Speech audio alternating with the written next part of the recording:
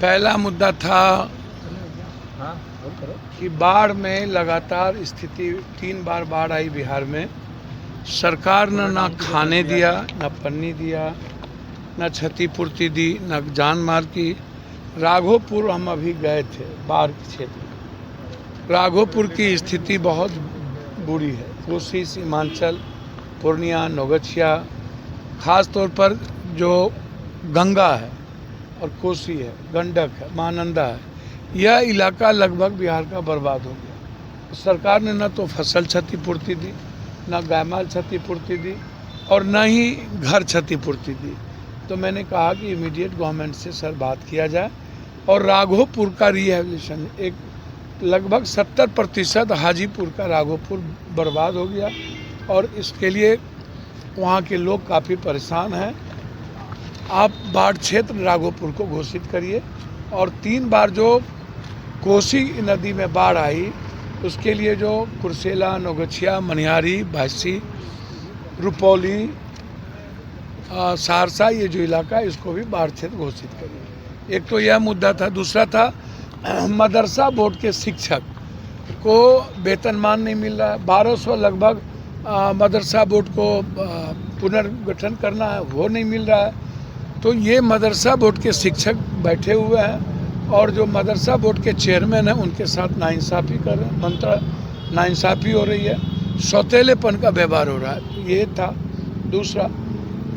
तीसरा था मीटर, जो पर्यवेक्षक मीटर का लगाया गया था लगभग 19,500, उनको इन लोगों ने क्या किया कि हटा दिया और वो लोग चाह रहे हैं समायोजन।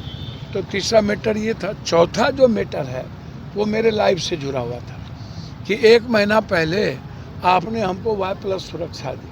अब अखबार, टीवी, रेडियो में आ रहा है कि पप्पू यादव की सुरक्षा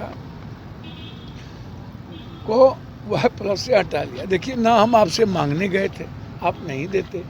किस आधार पर आपने हमको Y+ दिया और 1 महीना में आधार क्या था कि हमसे आपने Y+ छीन लिया?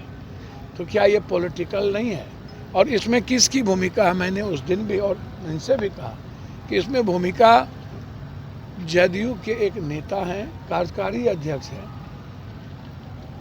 मैं बहुत क्लियर हूं कि जो नहीं चाहते हैं कि जदयू में नीतीश कुमार जी के लड़के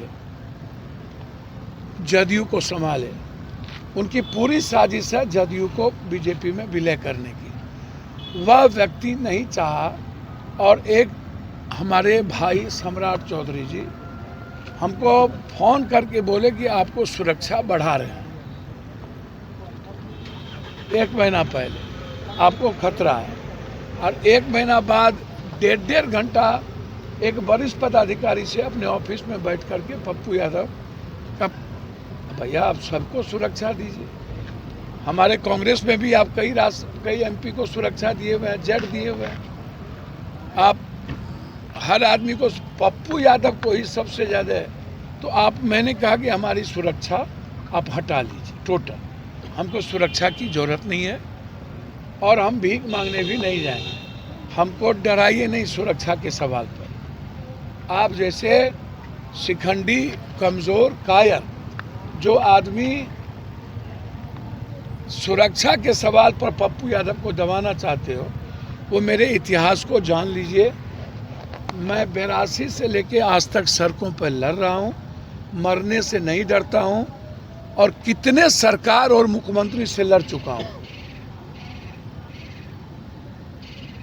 आप जैसे लुटेरे और आप जैसे उन्मादी लोगों से पप्पू यादव को कोई डर नहीं है।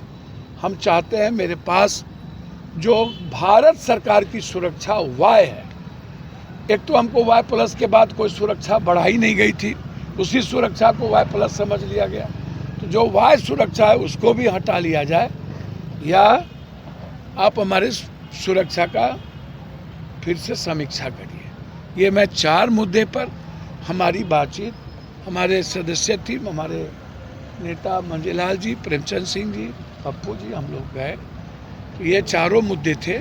इसीलिए गवर्नर साहब से जब हम बाढ़ से निकले तो हमको लगा कि राघोपुर के बाढ़ से निकलने के बाद हमको गवर्नर साहब से मिलना। जी एक सवाल है कि जहाँ है ना, तो हमारा भाई मांग करे, चाहे उनका बड़ा भाई मांग करे। राघोपुर भी बिहार में ही ना है, कोसी सीमांचल, भागलपुर, गंगा का जो इलाका है, छपरा, ये भी तो बिहार में ही है ना।